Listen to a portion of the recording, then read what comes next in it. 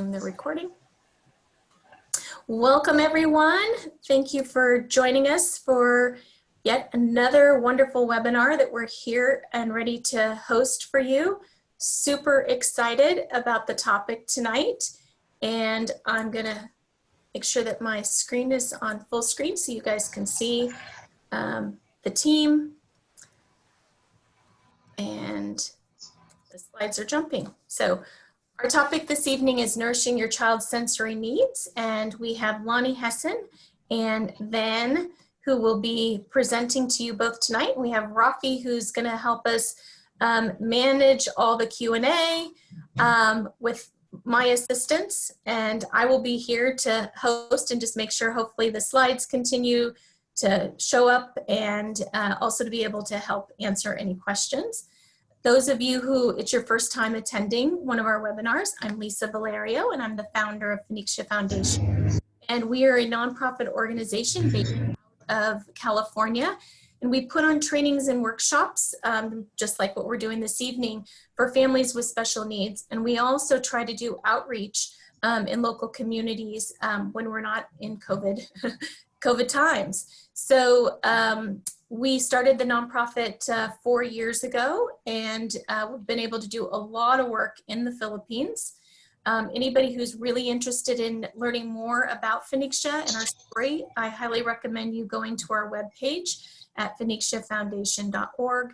Also checking out our Facebook page and hit like. I would love to see the numbers on our Facebook page going up. I know all of you who have registered, if you don't mind, going to our FB page now and just hitting the like button to get our counts up so that we can make sure that the more people like, the more people see, and we can get the word out about all the great work that we're doing, thanks to the support that we receive from our grants and our sponsors and donors. So with that, I am going to hand it over to Lonnie, who will make a quick introduction, and then we'll have Rafi and Van, and then we'll kick off the workshop tonight.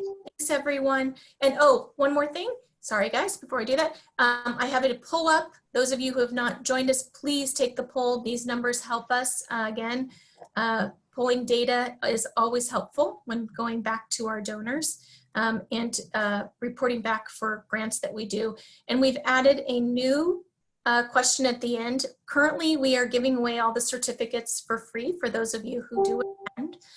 We are just looking at the opportunity for possibly, we're not for sure, but we may add a little fee, because that could just help us raise additional funds to continue to put on these workshops and to be able to also do more when we are no longer behind our computers 24/7.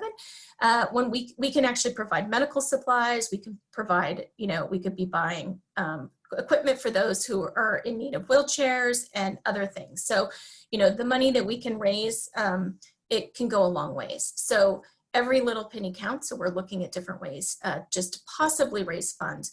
And if you wouldn't mind, in the chat box, indicate that if we didn't provide a certificate, would you not attend? I'd like to just really understand that. Like, if we continue to do this and we didn't put out free certificates, would you still attend? I'd like to hear a yes or a no.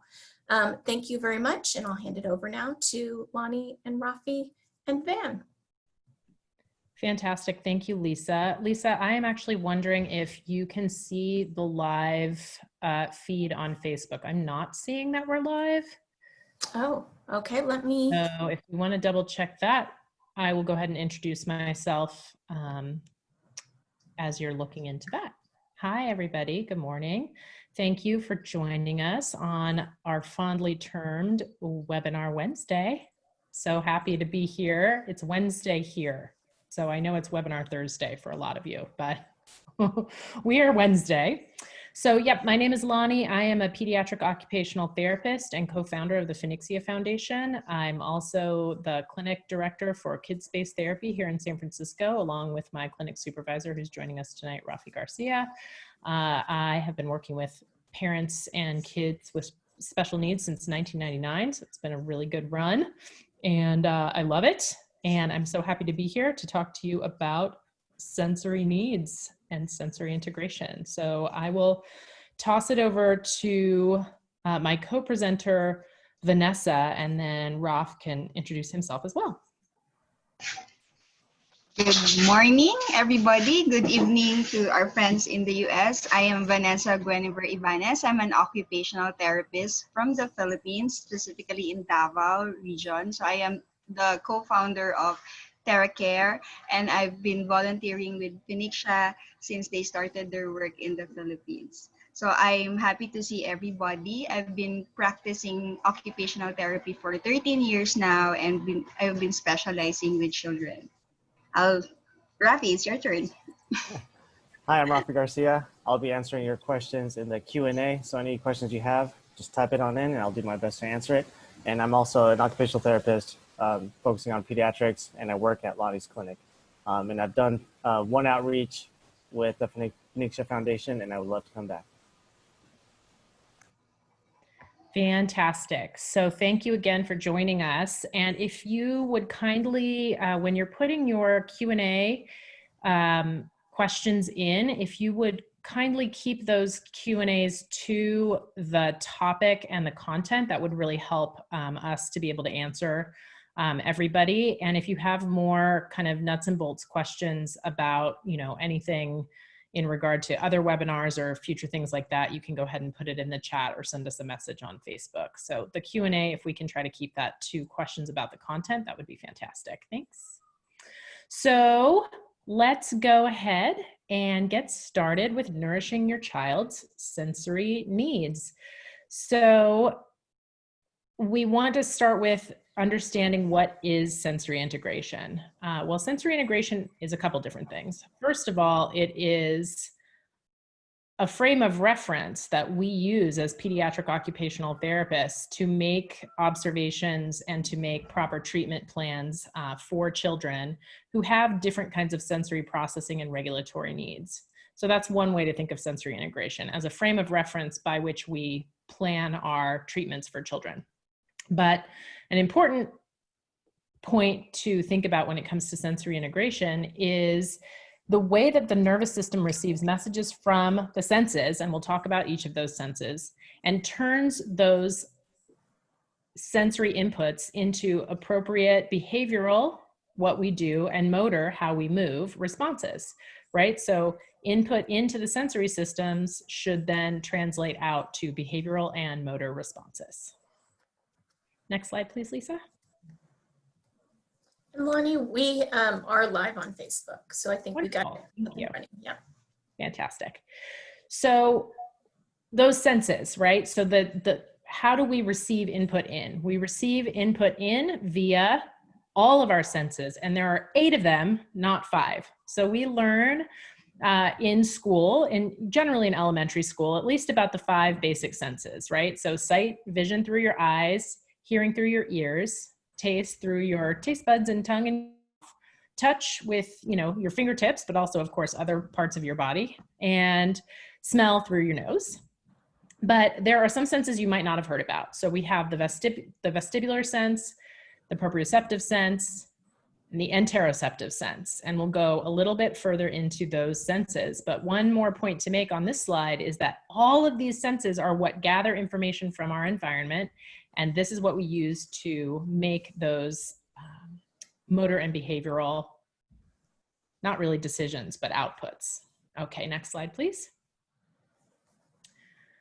So those other senses, and we'll talk a bit about each one in depth so that you have an idea if you're not familiar with things like the vestibular system. So the vestibular system is our sense essentially of balance and motion, and it's a system that's located behind the temporal bone. So here I'm pointing to it, right behind my ear. There is a system, and it is a semicircular canal system, and it responds to the movement of my head in relationship to my body. It gives us a sense of balance. It helps us to maintain our body posture as we're moving. It determines direction of movement. It helps us understand our body in space. And it really keeps us safe in the world in many ways, right? So when we move our body through space, We might need to turn our head to look for something that's coming toward us, like a car as we're crossing the street. And if we turned our head and weren't able to maintain our equilibrium, that would be unsafe. So the vestibular system is really responsible for a lot. And it hopefully is helping us every day without us even needing to think about it. Okay, next slide, please. So if we think about the vestibular system being a little off, we may think about hypersensitivity, right? So kids that feel potentially fearful of movements that you might think are ordinary, kids that, you know, become motion sick more easily than you would expect, kids that seem really just uncomfortable in open space without boundaries, like physical boundaries, like a wall. That can be a sense or a signal that the vestibular system is a little bit off. If the vestibular system isn't functioning properly, we might see a child who appears to be clumsy. And many times we see children who have some vestibular system being a little bit off in this hypersensitivity way, wanting their feet to be on the ground. So not wanting their feet to be lifted off the ground. So when we think of kids who have hypersensitivity, basically overreactivity of a certain system, we really need to think about being gentle in the way that we expose kids or people in general to experiences so that they become more comfortable as they're supported through those challenging types of movements and experiences. Next slide, please. So we also have the converse of hypersensitivity, which is hyposensitivity. So a child who is hyposensitive to vestibular input is going to seek movements that activate that system. So they may, you know, do things like jumping or spinning or turning somersaults or running or pacing, those sorts of things. Movement through space, accelerations through space, and turn your head upside down or side to side are ways to stimulate that system. And kids who aren't getting enough stimulation sort of naturally will seek what they need. So understand though that the vestibular system is quite activating. It's a system that can help to increase our arousal level. So if you see a child who is seeking vestibular experiences and you notice that they're becoming more active and more active and more active, and you're thinking, oh no, there are ways that you can balance out that type of input, and we'll get to that in a minute. But it's really easy for children to kind of become overly excited when they're seeking vestibular types of input. So our under responders may need, you know, gentle encouragement to engage in movement activities, and also just help with knowing when is enough. Okay, next slide, please. So is my child showing those behaviors? And we observe and we think about what children do, and we think about what their preferences are from a sensory standpoint. And so, you know, just reflect on the last two slides, talking about, you know, children who are hypersensitive and children who are hyposensitive, and think about your child, you know, think about yourself. Are these behaviors that you notice in you or in, you know, the children that you work with or in the children in your family? Okay, next slide, please. Okay, so we want to go a little bit into the proprioceptive system, which is the system in your, it's a system that tells your body stretch and rate of change of stretch of the muscle. And it's all detected by these little things called muscle spindles, and they're in each joint in your body, and they receive information about pressure in and out when you push or when you pull, when you hold a position. So think about maybe doing a yoga position, or think about doing like a push-up where you really have to push really hard into the ground and you have to hold your body muscles really strong. Proprioceptive system is very active during that time. So you can see that, you know, you're looking at all these nice little visuals of this child doing these different things. And what you understand about this is that information from the joints and muscles helps us understand about body and space as well. And it helps us to know about, you know, how tight to squeeze a pencil, how hard to throw a ball, those sorts of things. Next slide, please.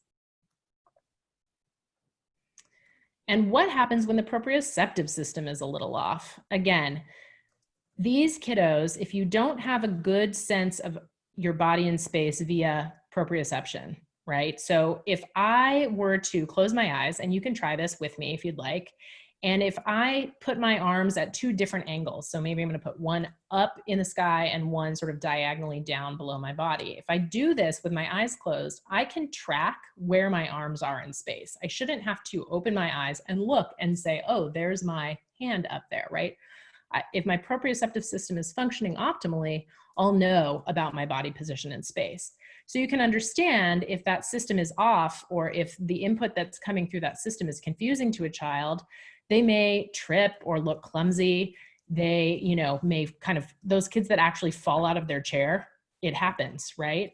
They may have difficulty with like manipulating small objects because, it's harder to work with those fingers at the very tips if you don't have good awareness in the joints in your shoulder, elbow, wrist, and closer joints of your hand. It might be hard to understand like how hard to press when you're doing handwriting activities. It may be hard to, do self-feeding, get, spoon to mouth. It may look a little bit messier than you would expect. And kids may also resist new motor movement activities because they don't have a good sense of body and space and feel like, they might not be able to do it. Okay, next slide, please. And so again, reflect on that last slide and think about, is my child demonstrating behaviors that remind me of, what I just heard about? Because what we'll do is in the next slides, when Teacher Van begins to speak, we will go over some activities that will nourish that system. Okay, next slide, please. So that interoceptive system, those other senses, those are the messages from your internal organs that tell you about hunger, fatigue, sickness, pain, and awareness of bodily functions like, do I need to use the bathroom? So all of those are quite important to, your typical everyday function. And we would hope that children are able to react and respond to those types of inputs independently, but there are ways also to support, better awareness of interoceptive functioning. Next slide, please.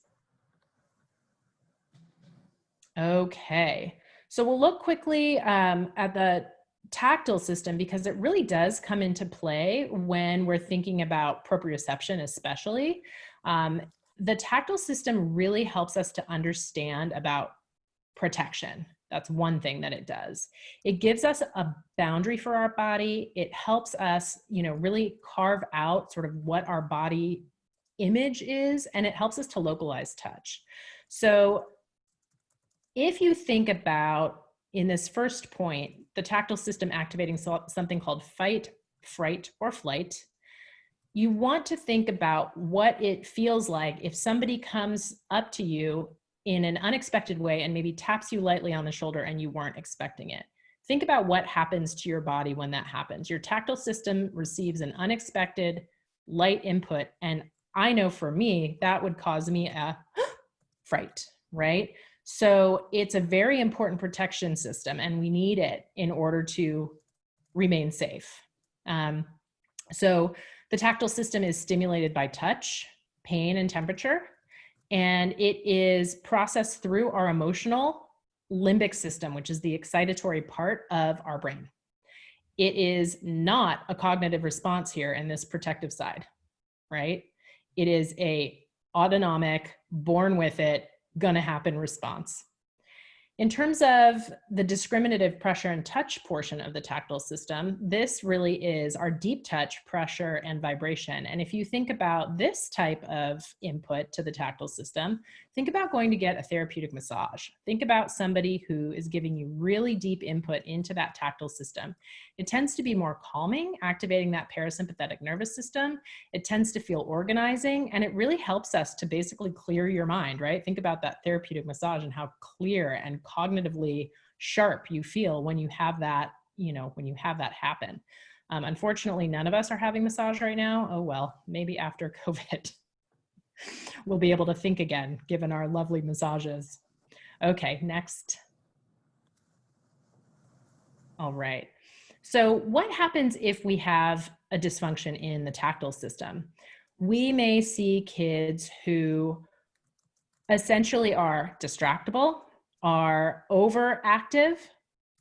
If they're oversensitive or undersensitive, you're going to have different things happen. So you may see a child who's hypervigilant, right? So think about a kiddo who might be standing in line waiting for their lunch or snack during their day at school. And if they're standing in a line of children, the child who's hypervigilant might want to be at the front of the line or the back of the line, so they don't feel like somebody's actually accidentally going to bump into them, or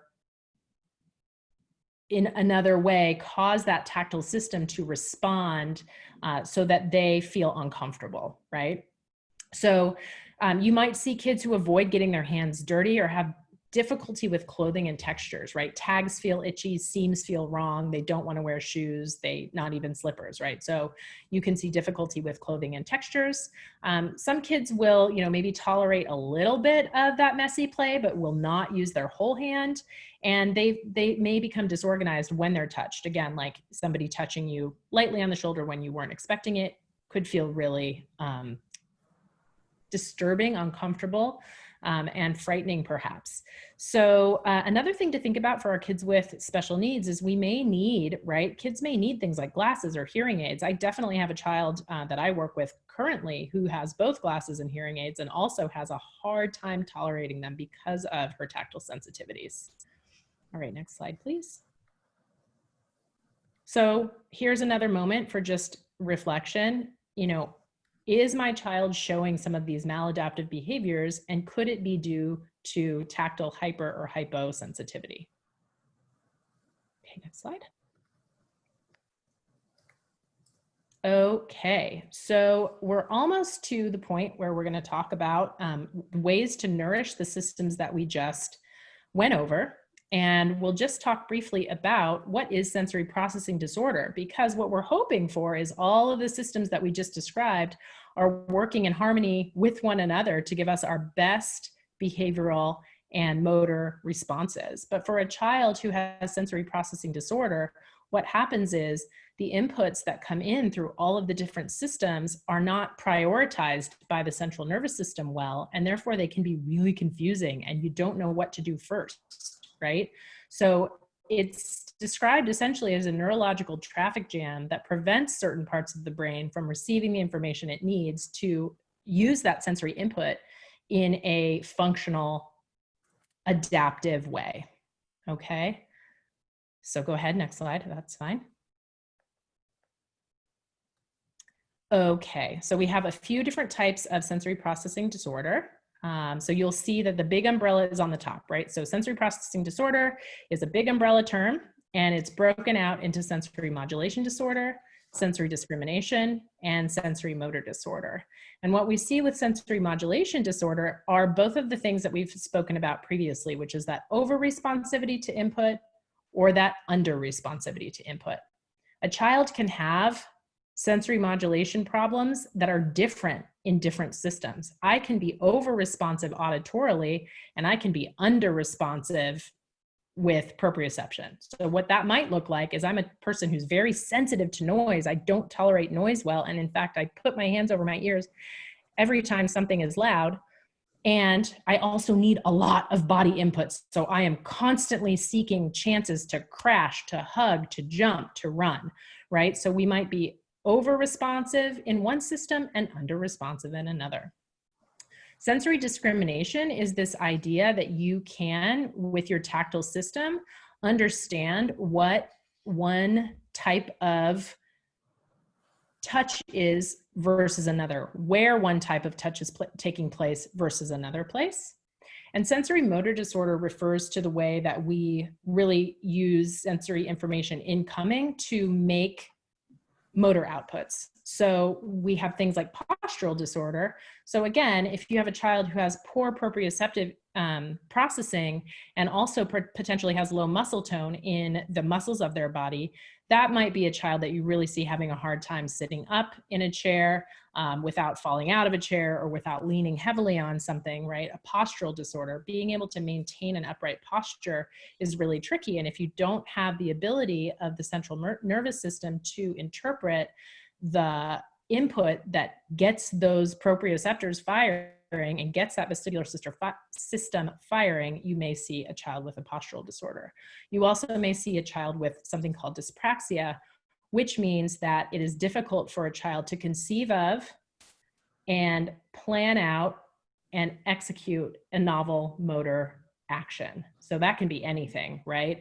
One example that I saw used in a continuing education course that I took was playing, the therapist asked the child to take just a plastic ring, right?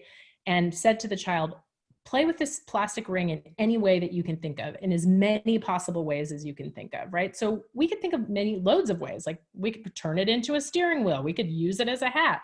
We could put it on the floor and jump our body into it, right? There are lots of ways that you can think of to play with something simple like that. But for a child with dyspraxia who has a hard time conceiving of, planning and executing motor actions that are novel or new, that's something that you might see difficulty with that. Okay, next slide, please.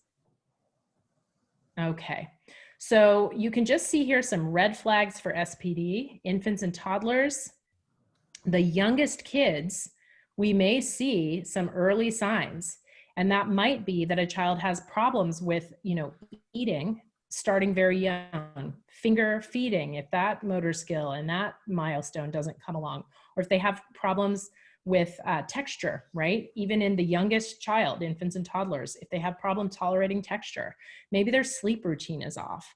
Maybe they really can't tolerate going to anyone but their closest parent for comfort. Irritability when being dressed, difficulty playing with toys, maybe not so cuddly. Having a hard time calming oneself is a very typical and what's the word I'm looking for? Common red flag for SPD. Or maybe they're either overly floppy or really stiff in their body movements, and maybe they're delayed with their motor skills. Next slide. Again, we have red flags. We might have missed them when the child was an infant or a toddler, but now they're doing things that require grade school level skills. And here's where we see a child who might be oversensitive to noise, right? Or touch or smells, or just doesn't want to be around a lot of other people. Maybe just gets overwhelmed in those types of situations. Maybe appears to be aggressive or easily distracted. Maybe you're noticing a child who is in your classroom who's having a difficult time with handwriting or other motor activities, moving their bodies around the classroom without bumping or touching other things. And maybe has difficulty making friends because of that.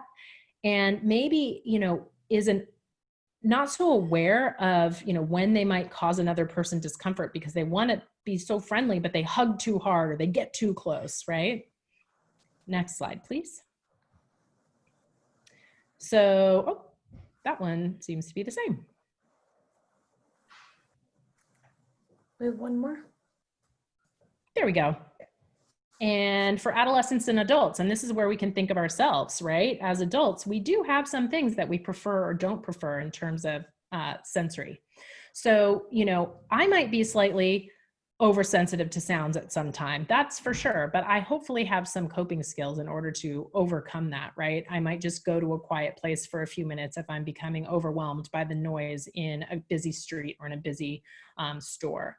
Maybe I'm not feeling really good about my esteem. I might have poor self-esteem, or I'm, not so comfortable if I feel like I'm going to fail at a new task.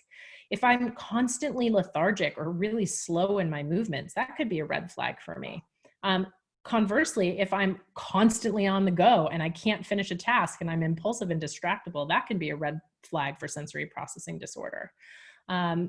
So those are some things that you can kind of think about for yourself and for your adolescents and teenagers. Now, sometimes adolescents and teenagers do look unmotivated, and that may also just be because they're an adolescent or a teenager, but take everything into consideration when you're thinking about sensory processing disorder, everything that we've spoken about thus far. Next slide, please. Okay, and now I'm going to turn it over to my lovely, wonderful colleague, Van. Teacher Van, if you will talk about nourishing your child's sensory needs, we would love it. Okay. Hi, good morning and good evening to our friends. Okay, so for this section, okay, let's look at the next slide, please. Okay. how do we do that? Again, we have to be very observant towards our children. So we are our students.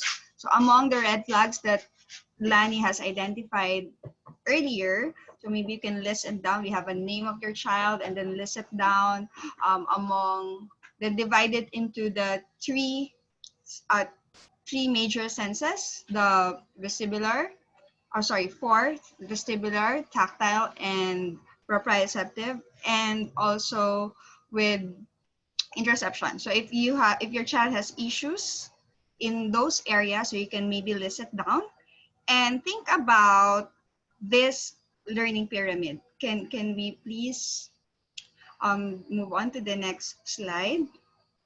So think about improving these areas right here so that your child can have the foundational skills to improve the ones that you wanted: the academic skills or the problem solving skills, the sequencing, the conceptualizing, the creativity, and all other skills that you want your child to learn at school.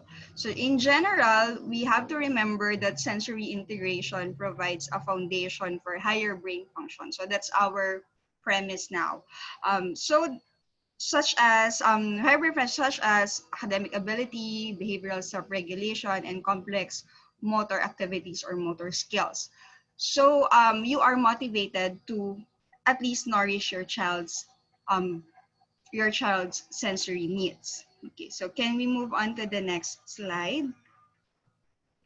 So we can proceed now to, okay. So for this specific topic, we're just going to talk about the sensory processing disorders, or what we can do for children with problems in sensory processing disorder. For the sensory motor disorders, or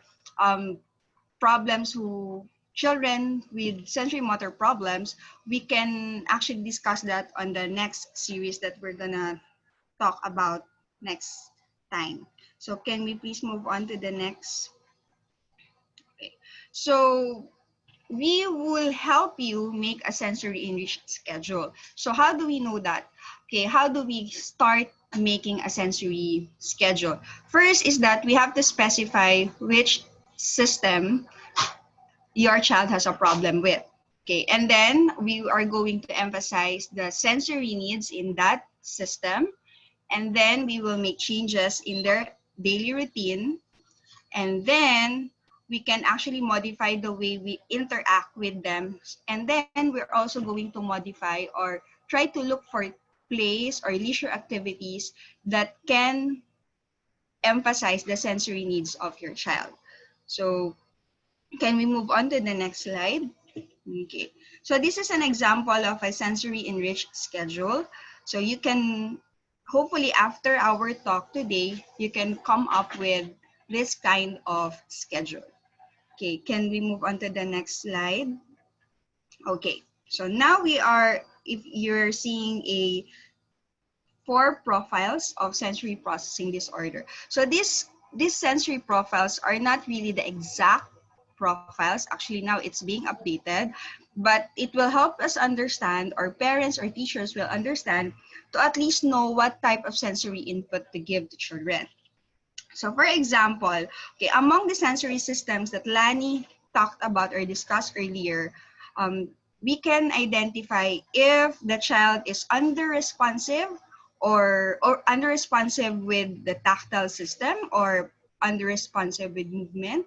Or you can also talk about it, we can also identify if the child is overwhelmed with tactile input, or if the child can be an active avoider of a tactile input.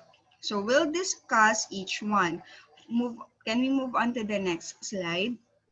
Okay, so among those 4 profiles, we have 2 profiles wherein a child needs more stimulation to fire a response. So if you can see this water bottle right here, which is overflowing with water. So let's say the water is the sensory input that you need.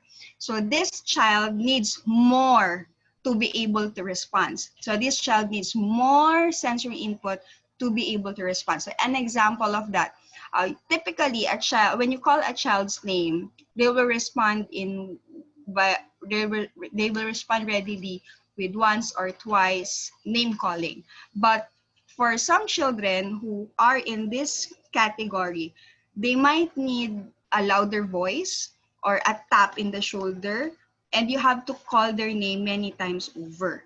So for this specific set of problems, so they are called children who are under responsive to, or they need more stimulation. So what do they need? So they need more environmental stimuli because they tend to miss out environmental cues, and sometimes we label them as slow in processing, or maybe we can, some parents are judging them, or some teachers are telling us that they act as if they can't hear us, or they misses their gestures, or they miss a lot of environmental cues, or they look lazy or sedentary.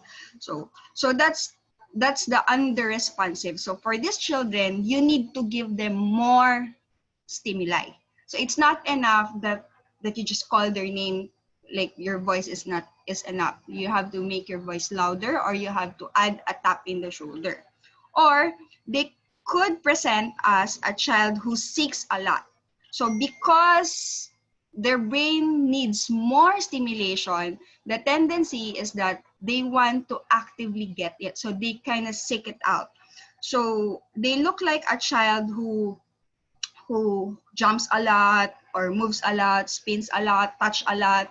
It's like when when you show them a new toy, it's not enough that they see it or they touch it. They have to like lick it, touch them over and over, drop it, touch it again. So those are the type of behaviors that you usually see. So can we move on to the next slide? Okay, so think about, is your student showing those kinds of behaviors? So now what do we do? For the next slide, these are general guidelines, but again, it is better that you get an assessment from an OT to ensure that you are doing it the right way. So I need a slide that says under responder. Maybe move back a little, move back. Oh, okay. I think we have a different slide. Okay. Move back, please. Yes. Okay. Thank you. So there. So this is the general guideline. So for a child who is under responsive, we can increase the use of visual supports and routines. So I'm sure you've seen like a visual schedule, like within the day, you have to organize, you have to give them a structure. So how do you do that? You have to make their everyday routine or daily activities as predictable as possible. And it will help if you have a visual schedule. So if the child cannot read, maybe you can have pictures. There is a website, twinkler.com, so that you can download a lot of pictures that you can use for their daily schedule or for their visual support. Okay, and then you have to give them time to respond to your stimulation, because they are slow in processing. So you really have to add more. You have to adapt to their needs. You can't expect them to just respond to you after calling their name twice. You have to do more than that. Maybe if you're not comfortable with a louder voice, maybe you have to like approach your child or approach the students and include a tap on the shoulder so that they will respond to your initiation of social interaction readily. And then okay, next please. Okay, sorry, seeker. So sorry, move back again. Okay, so if your child is a seeker, okay, we have to provide the sensory experiences frequently and proactively. So when we say proactively, it is intentional, and you thought about it. It's not like when they seek a lot of movement, it's not about, let them move because they need more movement. It's not that. It has to be functional. It has to be intentional with you. For example, an obstacle course with a lot of crawling, a lot of jumping that you set up for them. Or you can ask them to set up their own obstacle course using chairs, using pillows at home. And you can also limit the excitatory experiences. So for example, not all children who are seeking movement would like to want to jump in the trampoline, but when they're jumping in the trampoline, they're already laughing loud, they're already uncontrollably moving. So if that's the case, that is not helpful for your child. So not all kids who are seeking movement will be helped by a trampoline. So you have to remove that. You can provide other movements such as crawling, jumping over jumping over to an obstacle course, or stepping up and down, jumping down. So can we move on to the next slide? Okay. Okay. Now, if your child is under-responsive, let's go back to the under-responsive child. So you can let them sit on the ball. So I'm sure you've seen a yoga ball or an exercise ball. So you can actually let them sit on the ball instead of a traditional chair. Why is that? Because when they need to move, or you want to alert them, or you want to provide them more movement, so they can actually move with the ball. Okay. So some schools allows children to sit on the ball, allows their student to sit on the ball. Like in Australia, they let if an OT recommended that the child sits on the ball instead of a regular chair, so they allow them. So for you parents, you can actually do that at home, especially when you're teaching your child for like a homeschool activity or studying activity. So if they tend to be more lethargic, or they are they move a lot, so you can use a ball instead of a regular chair. Okay. Or you can actually let them eat crunchy food, sour food, salty food, not too spicy, but like cinnamon, it's not that spicy, or ginger, or food cold snacks, so that their system will be more alert and not lethargic. And then you can also use bright lights where children can play. Okay, if you notice, if you're using yellow light or dim light, maybe you can change the bulb to increase alertness and to improve the responsiveness of your child. Maybe jumping in a mini trampoline, but of course you have to watch out that they're not too excited about it.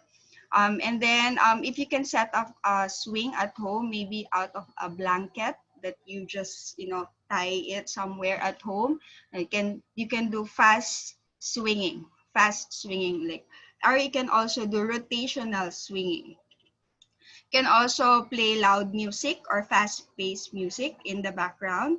Or if you don't have a ball, and if your child is still little, around 2 years old, 3 years old, you can actually bounce them on your lap, sit them on your lap, and then bounce them. Okay, next slide, please. Okay, so these are examples of alerting activities that you can do for lethargic child. So basically, I've mentioned a few things already.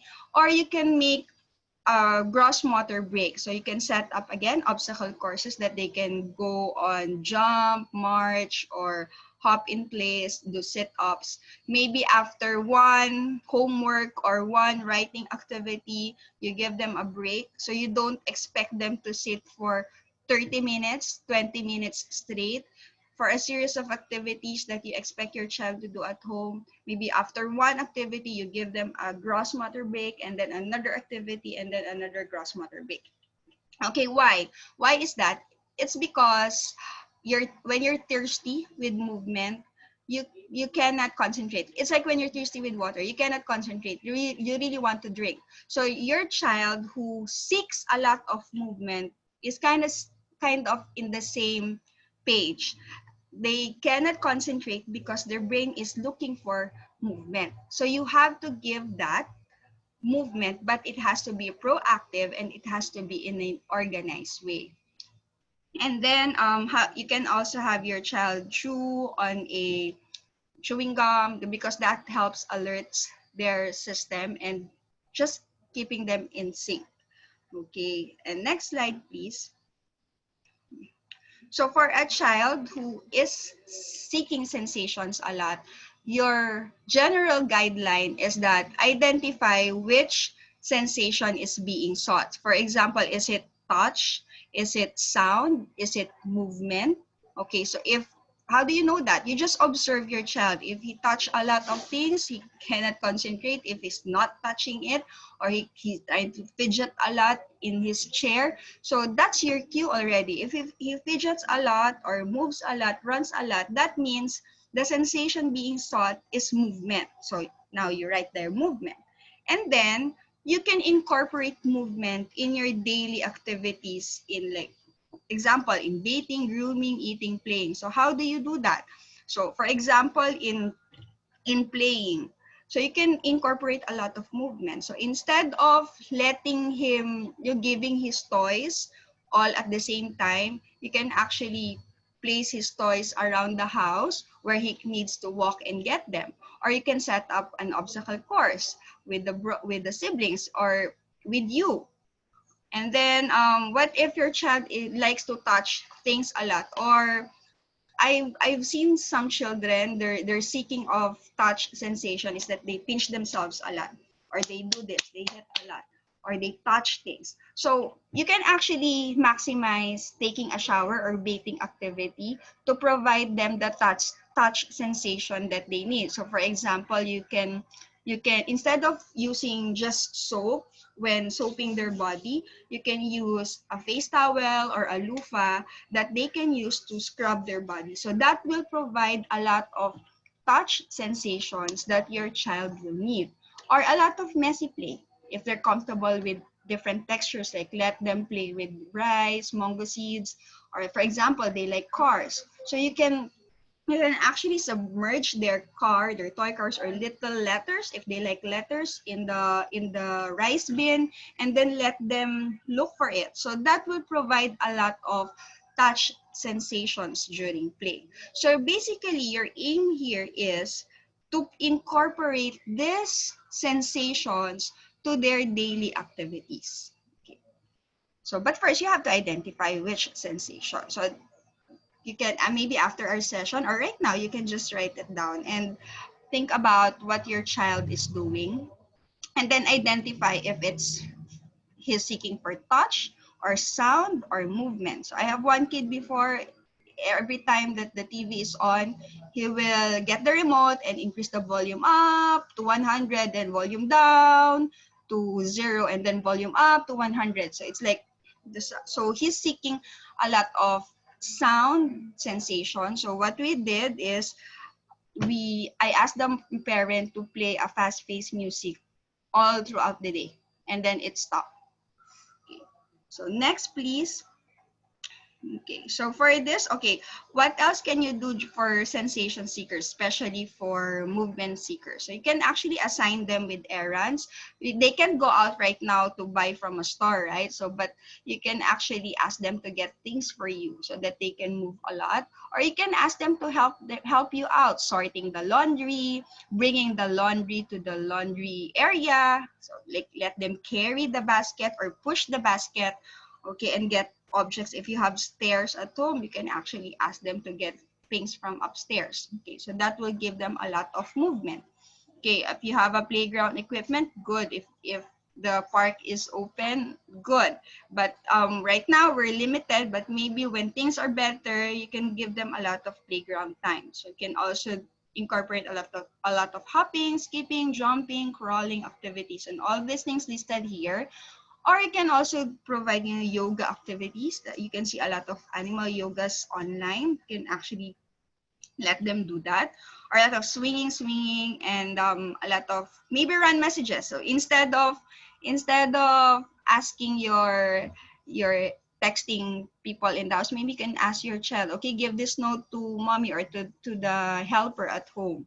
So, or, you know, let them help out, put pillows back in the sofa or move furnitures with you. Okay, for the next profile, for the next set, okay, so that's the previous profiles that those children needs more input.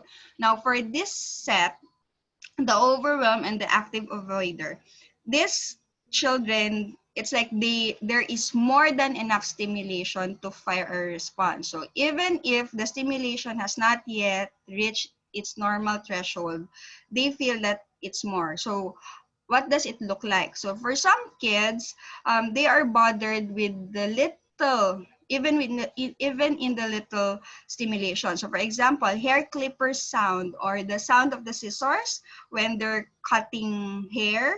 So it, for some kids, it sounds like an airplane engine. So if that's the case, they will refuse hair cutting. So you think about it. So they're sensitive, too sensitive to the sound and to the touch of that object or the scissors and the clippers to their head. So that's why they're reacting and they're refusing. Okay, so they look like a child who is easily distracted when someone passes by, or can easily be overwhelmed. So with just slight changes in the schedule, they're upset already. If you give them a different color of toy, they're upset already. So sometimes they complain. Some kids who can communicate, they complain that they're bothered, they're easily anxious, they get upset, they overreact to even to the small environmental changes. So those are the kids that are overwhelmed. Now for the other one, the active avoider, these kids tend to escape a lot. Like they will cover ears, or they will try to get away, or some of them will be aggressive to protect themselves because they feel like they are threatened. They're threatened with the stimulation. So some kids are pushing, like they push at school during line up time. So like when the teacher asks them to, it's time to fall in line, and then here comes this child pushing other kids. So that's actually not really pushing, like being aggressive towards other children. It's highly possible that this child is sensitive to touch, and then he is avoiding other children to touch him during line-up time. That's why he's pushing. So not all pushing is behavioral issues that you can label a child that he's an aggressive child. So it could be there is a problem in the way he processes the environmental stimuli. So let's not be quick to judge, especially teachers and parents. Okay, so next slide please. Okay, so next slide, please. Okay, so these are the general guidelines that you can actually look at when you are dealing with a child who is over responsive to stimuli. So it's like for these children, can you show us the next slide? So for these children, it feels like the cup is full even if it's not. So for them, it's overflowing with stimuli even if it's not. Okay, so when that happens, for this child, you have to control the environment. You have to limit the stimulation. You have to limit the changes. You have to prepare them for changes when they need to occur. So it's like you're going to adjust to their needs. These children cannot be that spontaneous. So if you are a spontaneous parent or a spontaneous teacher, that come what may, oh, I thought about this might be a good idea to do in class or at home, maybe these children will not be receptive to that. So try to consider that. Or for a child who is an active avoider, you have to modify the environment so that you can reduce their need to escape, and then gentle introduction to new experiences. So how do we do that? Can we move on to the next slide? Okay. Sorry. Ayan. Oh, hold on. Yeah, okay, I forgot to mention. So these are for overwhelmed children or for avoiding children, some of them like will throw a fit or will throw temper tantrums even to the littlest details. So I'd like to mention that some kids that we see, like they tend to like shout, they like to cry, they look like they look like someone who's overwhelmed already with the simulation. So sometimes we switch off the lights. It's not to punish them or give them consequences. You can actually do that if they're not afraid of the dark. So that will help your child filter out the extra stimulation that he's getting from the environment. So it's like when you see an OT, put your child in the dark room. It's not a consequence. It's not a punishment.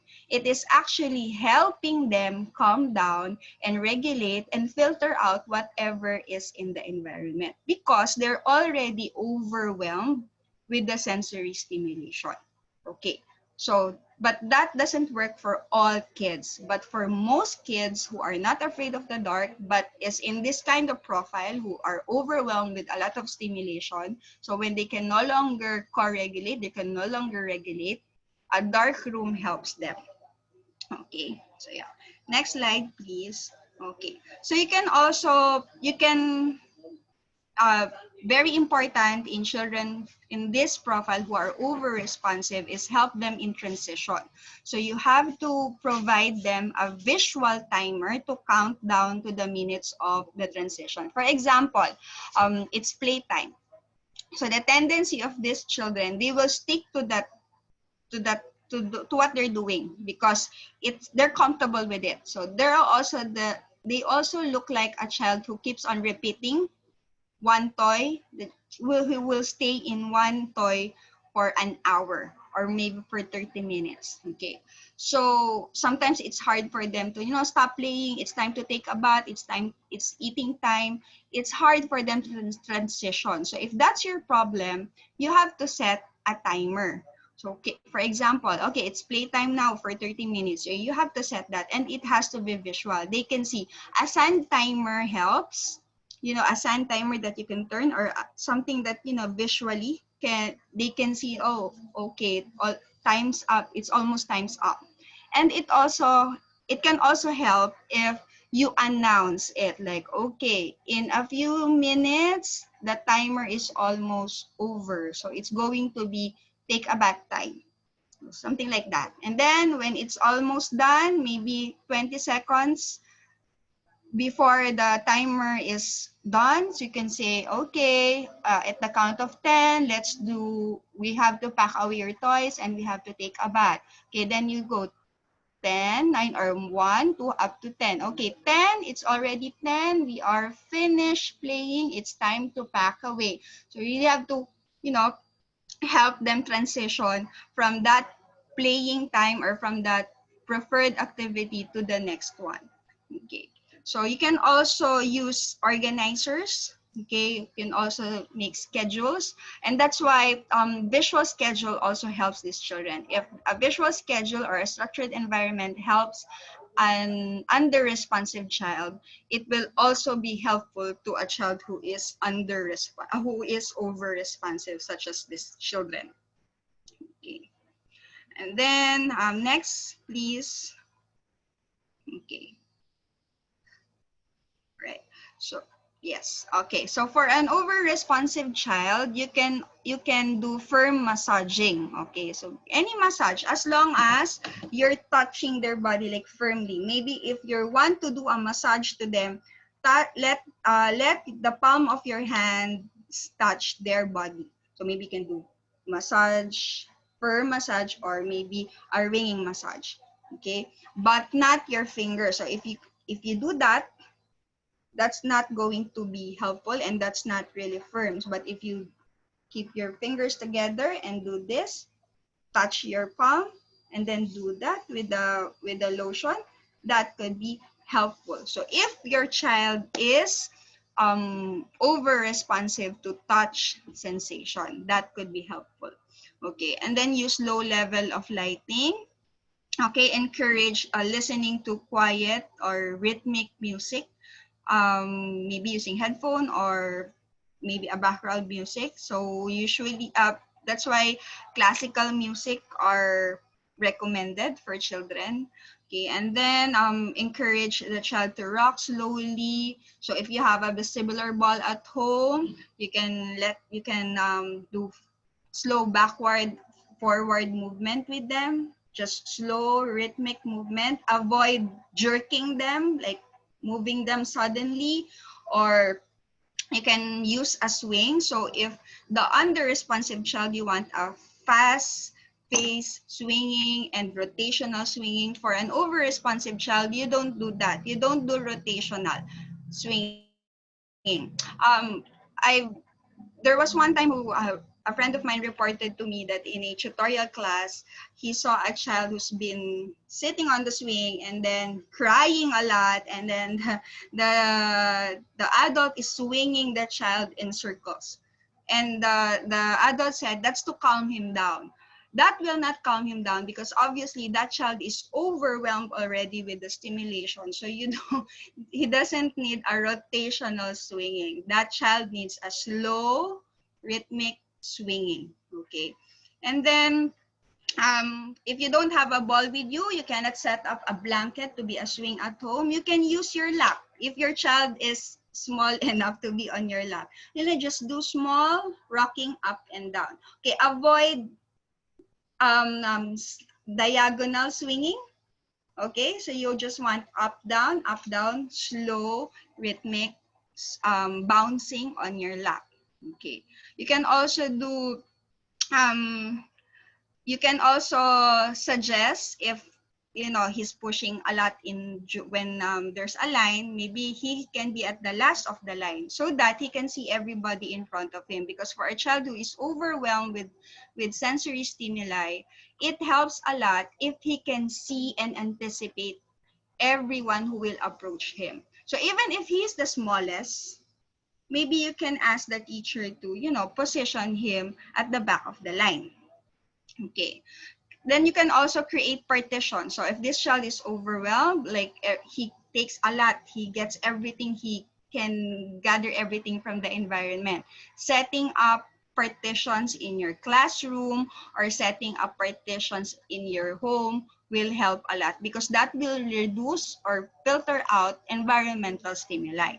Okay, maybe you can have a quiet time or a 5 minutes break na lights off, just to help him, filter out whatever is already overwhelming him. Sometimes they throw a fit, you don't know why, or all of a sudden, it's unlikely that it's all of a sudden. It's possibly there within the day there is he is already overwhelmed with the stimulation that he got throughout the day. That's why he suddenly cried and threw temper tantrums, and you as a parent, you don't know what's happening. Why is he throwing tantrums? Okay. You can do firm touching and avoid light touch. Never approach from behind, and then announce or tell your child or tell your student, okay, I'm going to touch you. So avoid spontaneous touching and spontaneous changing of schedule. Okay, a visual schedule helps a lot because that will help them anticipate what will happen throughout the day or what are your expectations from him. And then please remember how do we do the transitions that I discussed earlier. Okay, next slide, please. Okay. Okay, avoid rushing your child into transition. So if you know that the profile of your child or student is under the over-responsive, you can never be spontaneous with them. So if you are a spontaneous adult, we have to adjust to these children. Okay, and then use soft voice. So some children, they don't like animal sounds, especially like if you're too animated, they're like roar like a lion. So they will cry over it. So you really have to talk to them in a calm voice. So instead of, usually we sing to them, where is baby, where is baby, like in a very animated and lively voice. Maybe we have to do it monotonic with them. Okay, because they get to be overwhelmed with too animated voices and faces, so that doesn't work. So not all animated teachers or adults actually help children during study time or during the teaching learning process. So you really have to observe the child. Okay, so or you can also set up a place where they can have a quiet place or they can calm down, like blankets, heavy pillows, bean bags. And then you can let them stay there if you think that they're too overwhelmed or they're too distracted. So you can just give them a break and then let them stay there. Okay, and then you can also let them do yung heavy work or a lot of pushing activities, a lot of pulling activities, or maybe you can do yoga poses with them. Okay. Next, please. Okay. So yeah, avoid rushing the child. Yeah, so those are the things that you can actually do. Like for example, at home you have a bookshelf. Maybe you can ask your child to, help you set up the bookshelf, fix the books, arrange the books. So that will give them a lot of movement and heavy work, and it will give them a more organizing and calming stimulation.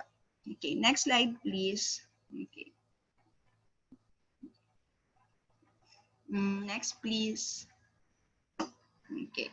So, what if you have this child, like an overstimulated child, like, he's not responsive to anything, and sometimes very slow to respond. So you have to look back at the child's like history months ago or years before, if your child was a seeker.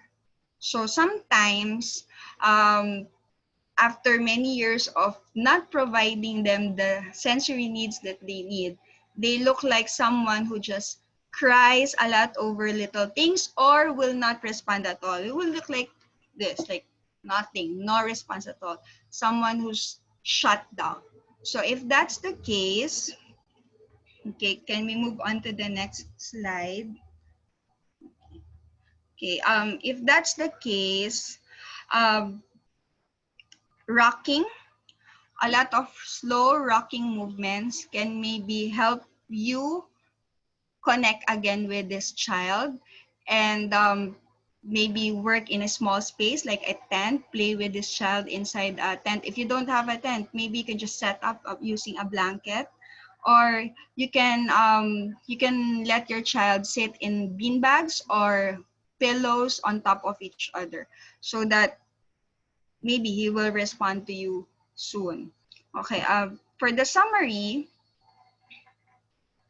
for this specific topic, okay, your child's active participation in all the sensory needs that he needs is important. So it's not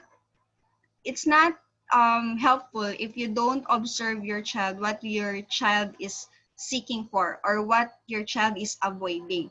So it's not like, okay, my child is too hyperactive, so I will let him move spontaneously. You just let him. Observe what he likes to do. If he likes to climb up furnitures and jump down furnitures, maybe you can set up something like that wherein he's more safe and more organized, and then do it with him. So it's like he is part of it, and you provided the input that he give you by you observing him what he's doing, because it's useless like if he likes to climb and then jump and then you give him a swing when he's not really into that. He's not seeking that kind of movement. It's not going to help your child. Okay, and then try your activities to be more fun and meaningful. So again, you can do that if you observe your child. You join him in his play, and then um, just just the rule of thumb, no, observe your child and then start from there. Give him the sensation that he is looking for or asking for, and this information is available to you if you observe your child. So that ends our topic for today. So we are ready for your questions. Lonnie and Rafi, if you could join us. Hello. You guys could pull out a few of the key questions. I know we had lots of questions coming in, all really good Hello. questions. So I'll let you guys take the questions, and then I was just going to make one last announcement, and then I'll let you guys be the ones to wrap this evening. But wanted to let everybody know again that we will be sending out a link to the presentation within 1 to 3 days after the webinar finishes. And in that, look for it, because it'll either say, if you registered through Zoom, it will say, thank you for attending, or sorry you missed this, but open that email because it will have the link to this video that will post directly to YouTube. The video will also stay on our Facebook page, and there will be a link to the certificate for attending. So thanks everyone, and I'll hand it over to Rafi and Lonnie. Great. I think one question that comes up time and again in terms of sensory processing and sensory integration is, what is the difference between sensory and behavior? So I'd love for both Vanessa and Rafi to weigh in on that question because it is a very frequently asked question and a good one. Are we going? Take it away, Raf. Take it away. So oftentimes what I ask myself is, to try and figure out if it's sensory or behavior, I ask myself, was the reaction immediate or was it a slow buildup? And for me, if it's an immediate reaction, I take that mostly as like a sensory issue because they couldn't process that information. And so the only thing they could do was just, react.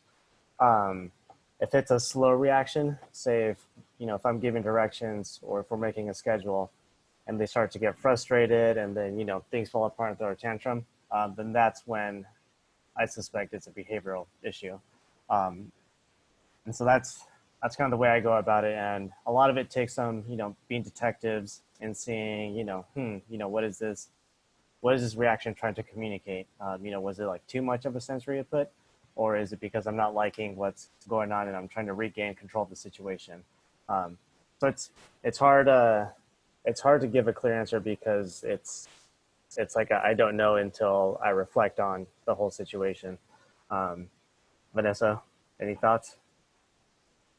Yeah, same with Rafi, but I'll just add a few.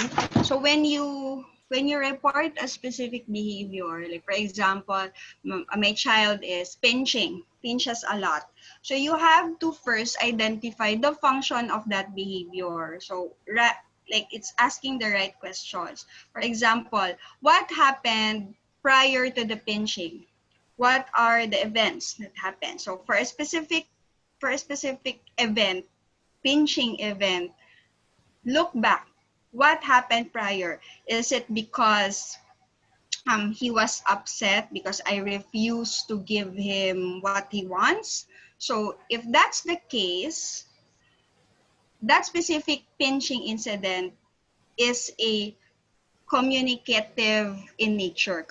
It's a communication. It's a form of communication, a form of protest against you refusing him what he wants. Now, if it's something like, sometimes I see pinching also to kids, for example, pinching himself, or when we're doing matching activity, like for example, I have a non-verbal kid who when we do matching activities and then I increase it to 10 cards, midway he will start pinching himself. Okay, pinching himself. So I will reflect on that. Okay, when did he start pinching himself? So for that specific kid, it's sensory because he is trying to alert himself and helping himself cope with that specific difficult situation of matching a lot of cards.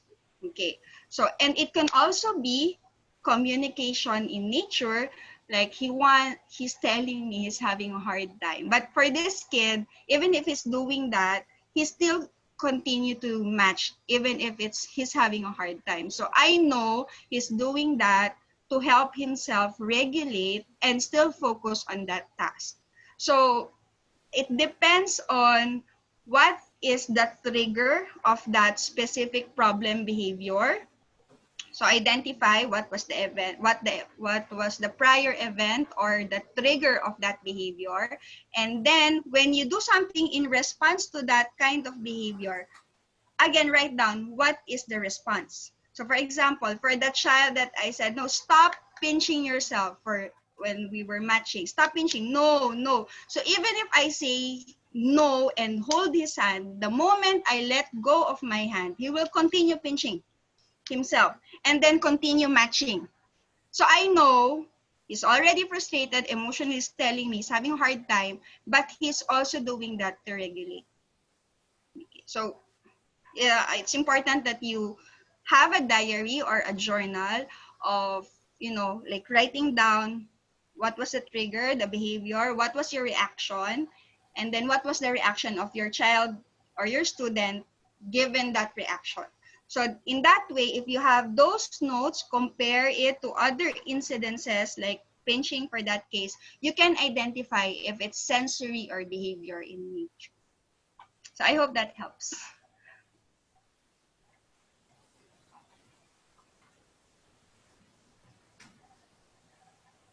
Perfect. Thank you. And I missed a little bit of that because I got kicked off momentarily, but I'm back, so that's exciting. We have time for a couple more questions. This is a really good one. It's a little bit specific, but it does come up quite often. We have a question about how to help a child who drools a lot, 3-year-old with ASD. And I think that that might be a nice thing to touch on, just because when we think about kids and sensory processing, something that sometimes goes along with that is, that motor ability. And motor ability also occurs here with our oral motor skill. And sometimes for children who may have difficulty, as we said earlier, with motor planning, or might have low muscle tone in their body, managing their saliva in their mouth is actually really hard.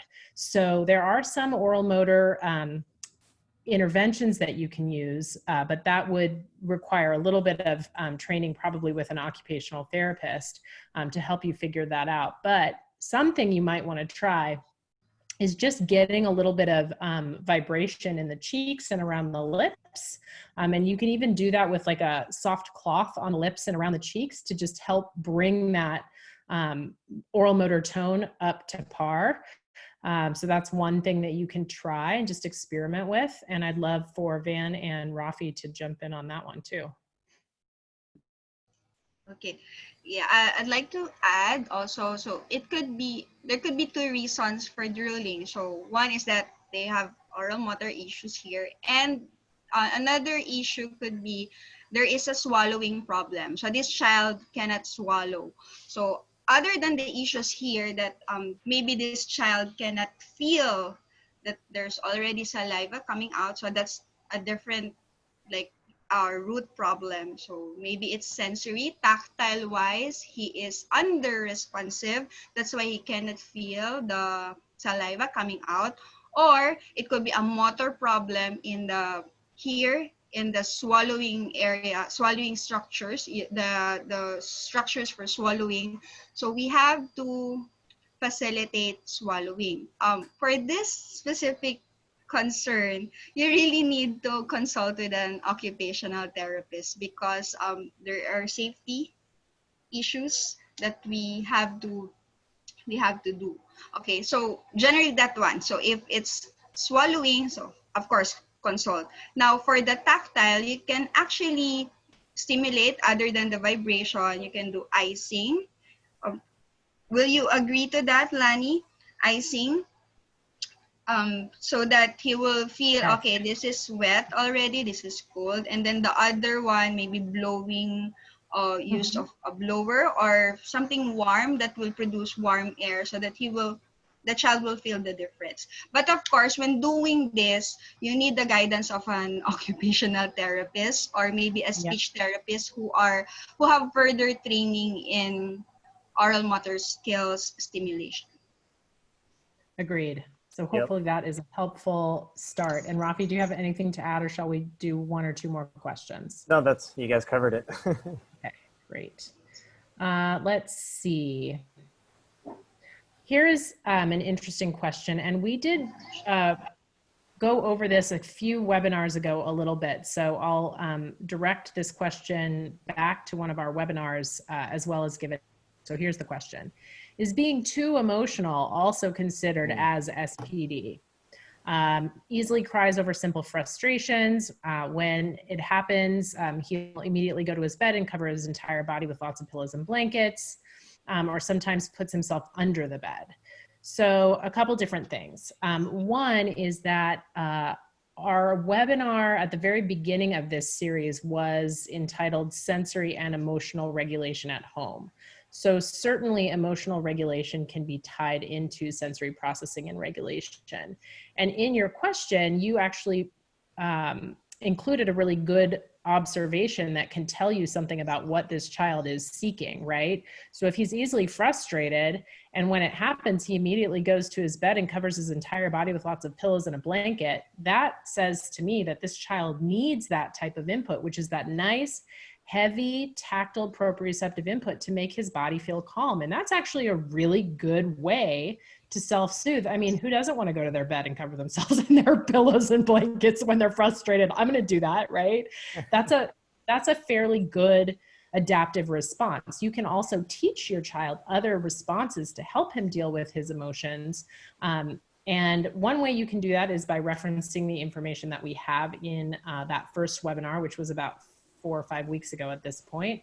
And I will let Van or Rafi go ahead and weigh in on this as well.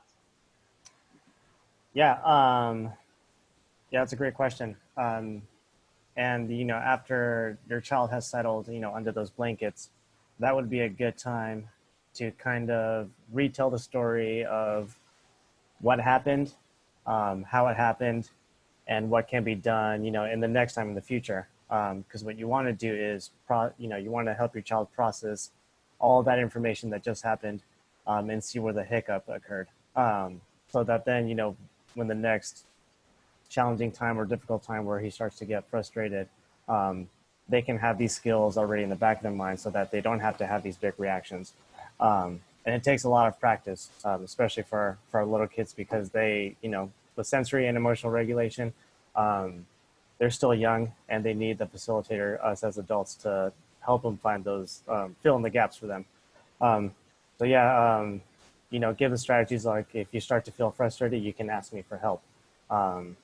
And not, you know, and not confront them in a, you know, in a frustrated tone, because that's only going to raise their stress levels. So if they do have a tantrum and then they settle down, that's a great time to just process what happened, then have them tell you the story, and then offer some advice so that they can, you know, be prepared for the next moment that is difficult. And as Lonnie said, it's covered in our first series of what to do. Let me add to that. So if you're not comfortable your child going under the bed, you maybe can set up a space in your home that he can have a quiet space or a quiet corner. So in that quiet corner, it's like, you know, okay, if you're overwhelmed, if you're upset, if you're throwing tantrums, okay, leave him there until he's fine. So in that quiet corner, maybe there are pillows, weighted pillows, blankets that he can use to help himself calm down. But make sure watch him, because of course, for safety issues, and to maybe time him, observe him, how he self-regulates. So yeah, and then move on to what Rafi said, like help him process, talk to him after. Thank you. Nice. Okay, let's do one more question, and then we'll do some wrap up and tell you, if you haven't had your questions answered, how that will happen. But I'd love to address this question that's coming in from an OT student, because we really want to support our OT students. So thanks, OT student, for being here. So the question is, in general, when you create a home program for the parent or caregiver, do you list all of the possible activities given the diagnosis and interests, or would that be too overwhelming, and should you just choose a certain number of activities? Thank you. Great question. I definitely narrow my activities down. And I also go with, you know, what I think the family's priorities are, right? So you really want to collaborate with the family and prioritize, you know, what is the most important thing to that family to kind of get a grasp around, to get their hands around, because those are going to be the most motivating activities to follow up with as a family, right? So if I'm the OT and I give a bunch of activities for like the 5th priority, that's going to be less motivating than if I've given, you know, 3 activities for their top concern. Like, we have got to get this taken care of and everything else can come after. So families have a lot to do, right? It's really hard to add another thing into your day. It's really hard. So definitely collaborate with the family, help to establish what the priorities are, and cater your home programming activities to that collaboration. And please, Van and Rafi, weigh in, because I think this is an excellent question. I'd like to add, since I'm also teaching clinical student clinician, so what I always tell my students, identify that priority, just like what Lani said, and then identify 1 or 2 underlying factors why this behavior is being observed. For example, hitting or pushing. So that's the main issue. They want to get rid of that aggressive pushing behavior. So based on your hypothesis, what are the reasons why this child is pushing? So if you have 2 reasons or 2 hypotheses, then those 2 hypotheses, those 2 reasons, now you can list down what can you do to improve that specific behavior. Because as OTs, we think about the reasons, or we identify the reasons why, or the underlying reasons why a specific behavior is happening from the sensory perspective, from the behavioral perspective. We all use our frames of references, and then you list down what can be done to address that specific problem, because we address the underlying reason, not the specific problem. So we are working in the hopes that if we address the underlying cause of that problem behavior will be resolved. And then it will also help if you have the parents list down their routine, like, mom, what are your activities for the day, dad, yaya, a caregiver, and the child and the siblings. Now, by comparing their schedule, now you can suggest with the parent when to do it, and how they will insert your home instructions to their schedule. So then you can start collaborating with them. So I hope that helps. Yeah, very well said. And something that I want to add too is don't feel pressured like you have to address like all the problems at once. I mentioned, somebody asked a similar question. I said, you want to go for the lowest hanging fruit, meaning, which problem can I solve the easiest, and then start to build from there. And that may just mean like 1 activity, 2 activities, or like 3 activities. Make it easy for the family. And then once they feel comfortable with those activities, then you can start to include more or expand and make the activity a little bit more challenging. But yeah, always check in with the family system and see what it is that they can achieve. And if it's too easy for them, then obviously start to include more. But yeah, just try to find what the problem is, and if it's easily solved, and then go from there. Fantastic. So we still have a good number of open questions, and what I'd like to mention right now before I turn it over to Lisa for closing remarks is we are working on a large sort of FAQ document from questions that we still have open from our previous webinars. And we'll be making that FAQ document available on our website, on our Facebook pages, so that you can go through and look, by webinar, the FAQs that were asked and our responses here in the next little bit. So wanted to just mention, so you feel like you're going to get your questions answered. And I will turn it over to Lisa for closing remarks. But thank you everyone for joining us this evening. Thank you, everybody.